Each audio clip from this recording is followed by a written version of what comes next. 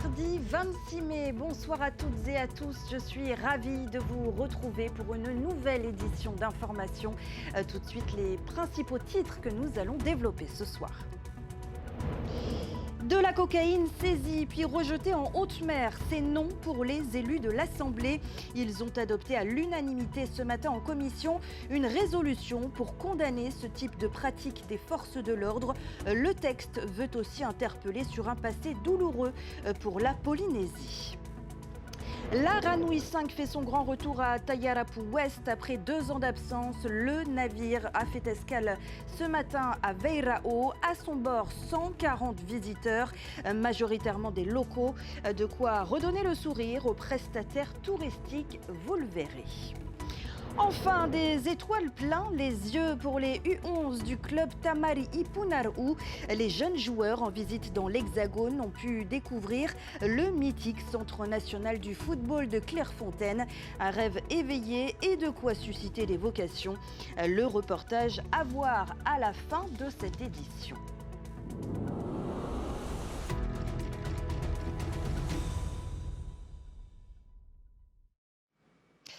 Mais d'abord, cette situation très compliquée pour les usagers depuis la fin de la matinée. La connexion Internet fixe et mobile est au ralenti. En cause, une panne d'alimentation en énergie au niveau de la station de Big Island à Hawaï, point de départ du câble Honotua. Onati a donc basculé sur le câble Manatua pour se fournir en Internet à l'international. Mais sa capacité est 2 fois moindre en termes de débit. Les techniciens espèrent rétablir la connexion dans la soirée. Écoutez les précisions du directeur technique de Onati, Tehina Turé. Il est interrogé par Thomas Chabrol. On diversifie nos fournisseurs d'accès Internet dans le monde, notamment les États-Unis et Sydney, depuis quelques années.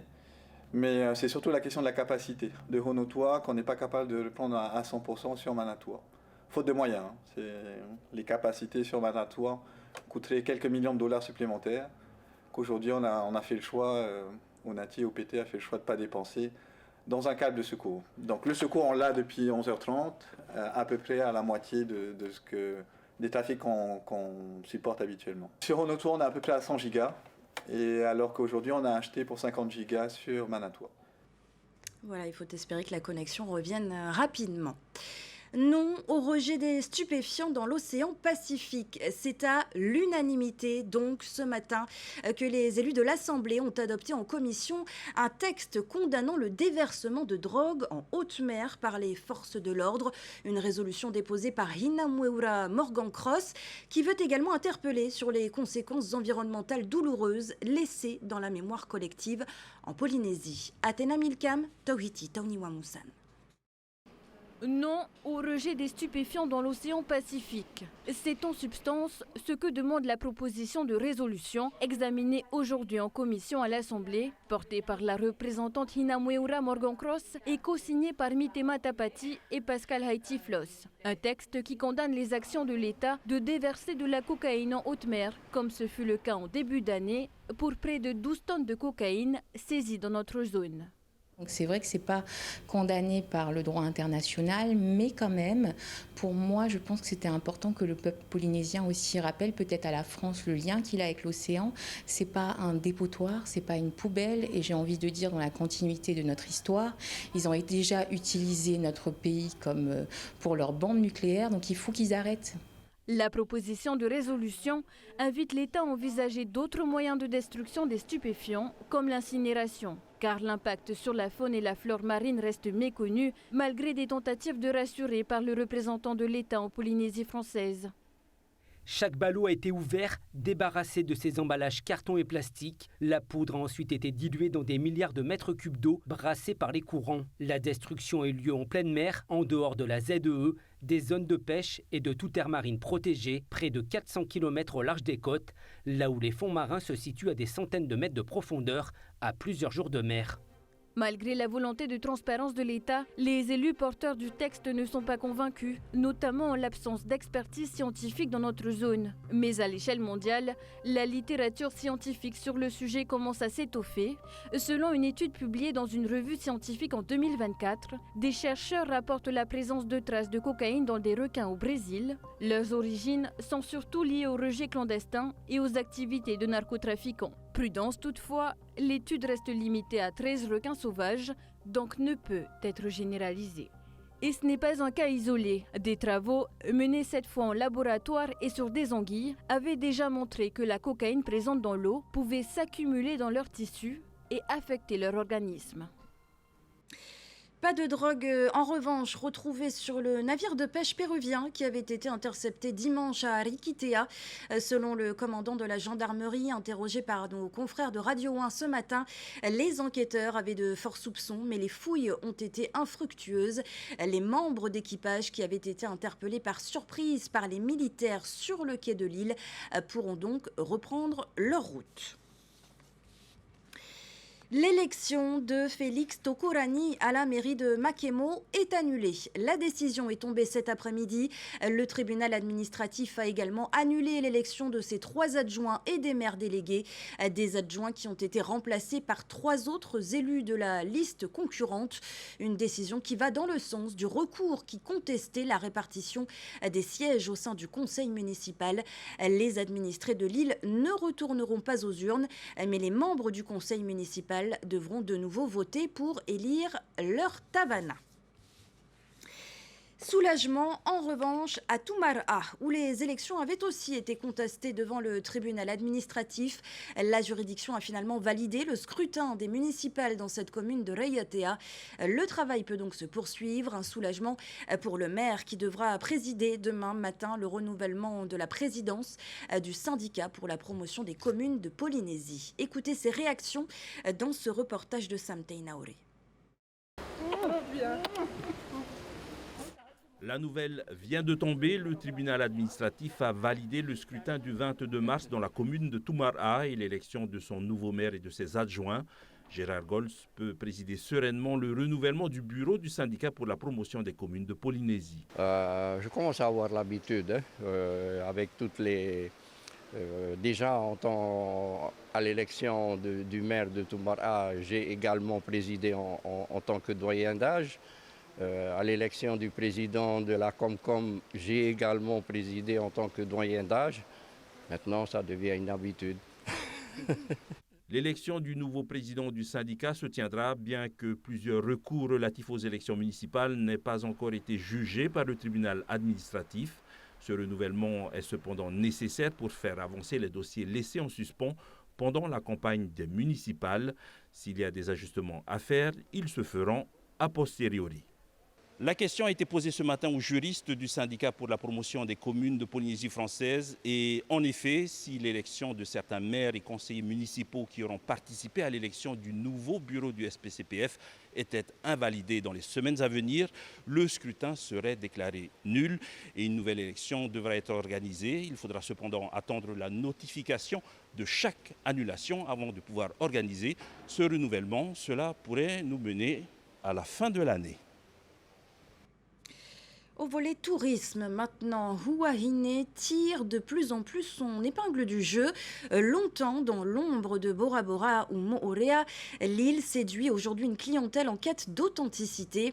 Un développement maîtrisé, donc, que souhaitent préserver les habitants et les professionnels du secteur.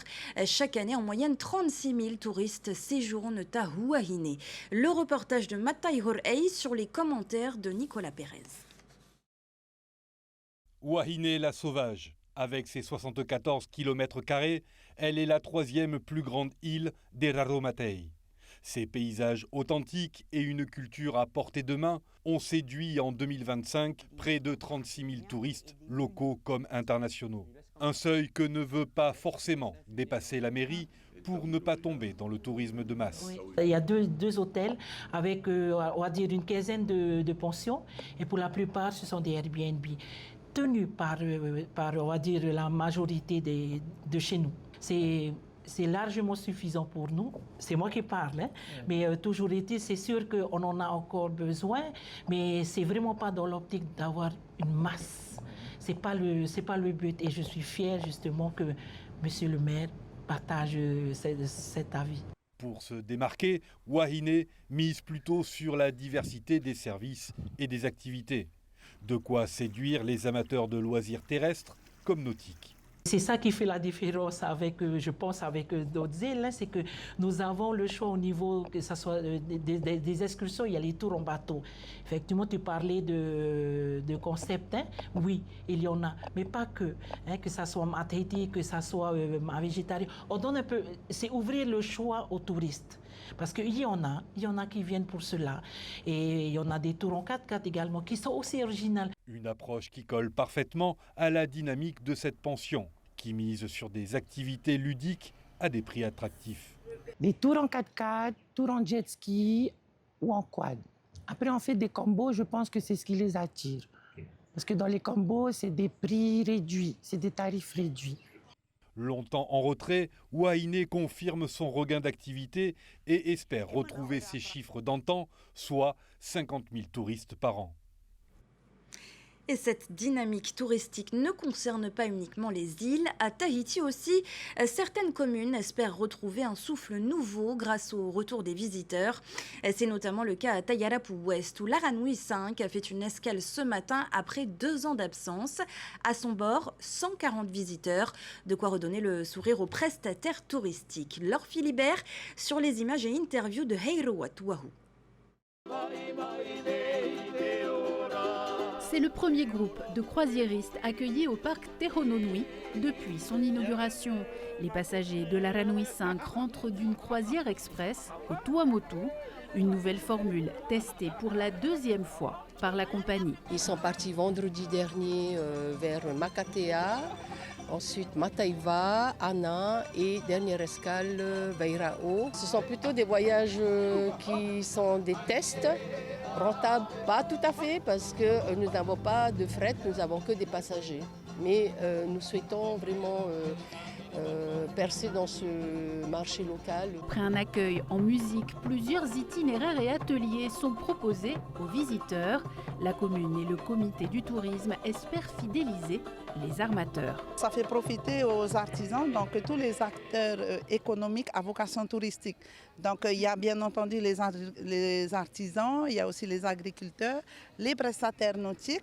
Et donc il y a une petite nouveauté aussi qu'on a rajoutée, c'est de pouvoir mettre en place aussi un tour gourmand. Ils vont aller visiter justement les structures qui proposent le chocolat, le fromage et bien d'autres choses. Voilà. Le public cible de ces mini-croisières sont les Polynésiens. Parmi les 140 passagers figure aussi une quinzaine de touristes étrangers qui recherchent l'immersion culturelle. Grâce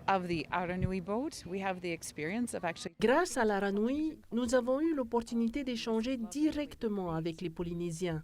On peut s'asseoir et comprendre cette ambiance, cette énergie, cette façon de penser polynésienne que les gens admirent tant ici. C'est extraordinaire, particulièrement lorsque l'on compare à Los Angeles. L'équipage est tellement serviable et souriant. Vous devenez une partie de leur famille et ils deviennent une partie de votre famille. C'est excellent. Le bateau est propre. La nourriture excellente. Et bien sûr, nous faisons de magnifiques escales dans différentes îles. Qu'espérer de mieux? Le voyage se poursuivra en musique à Papeete avec 2 concerts.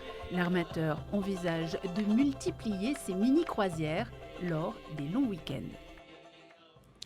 Et pour accueillir les nombreux touristes à Vairao, vous l'avez vu dans le précédent reportage, les artisans ont exposé leurs plus belles créations. Focus ce soir sur Tilda Teuri Tehui.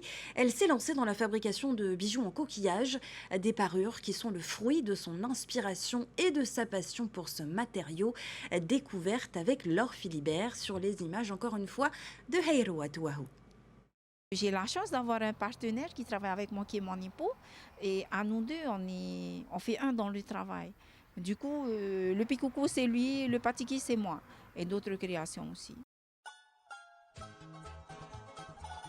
Il m'a fabriqué ce plateau pour percer les coquillages, d'où je mets les coquillages à l'intérieur et après je viens percer avec un pic à glace ou un clou à béton.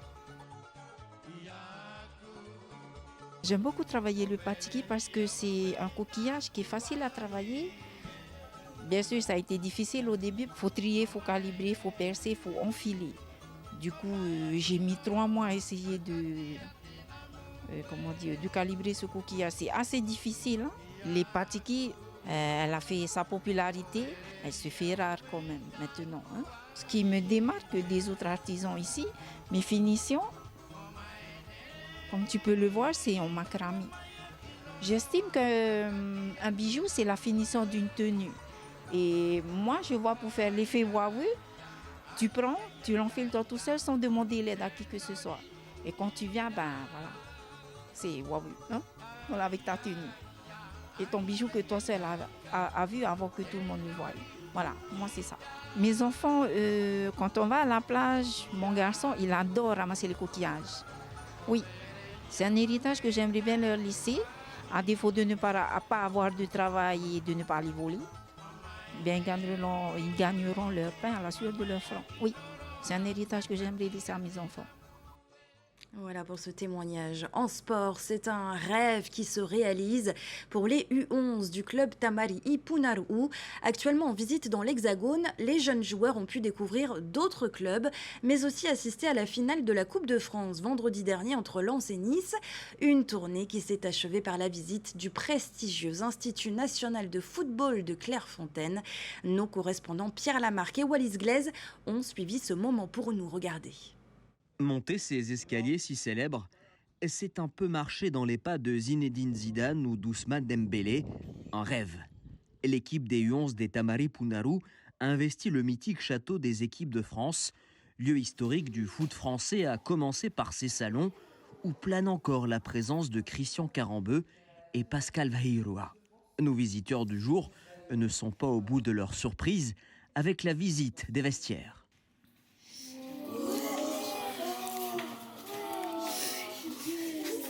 C'est dingue, genre incroyable de voir tous les maillots. J'aurais pas pensé qu'on aurait pu voir ça. Ouais. Là, on a le maillot d'Mbappé, il l'a porté, je pense, et Dembélé aussi. Et avant Ousmane Dembélé, ce sont plusieurs dizaines d'internationaux qui ont arpenté la pelouse du terrain d'honneur du centre de Clairefontaine, créé en 1988, et à chacun son champion. Désiré Doué, Kylian Mbappé, Dembélé, Zidane, Kanté. La visite continue avec la découverte de la réplique de la Coupe du Monde. Les 2 étoiles, on les retrouve dans les yeux de nos jeunes footballeurs. Je ressens que c'est bien que la France ait gagné 2 Coupes du Monde. Et le meilleur pour la fin au musée des Bleus, où derrière chaque maillot, chaque ballon se cache une histoire et des anecdotes. Mais c'est bien le trophée Jules Rimet qui fait le plus rêver, et les rêves sont grands. J'aimerais bien la soulever un jour. Avec l'équipe de France ou l'équipe de Tahiti? L'équipe de Tahiti. En attendant de soulever peut-être un jour la coupe avec Tahiti, Raitini et ses camarades espèrent voir les Bleus briller cet été au Mondial et ramener une belle 3e étoile.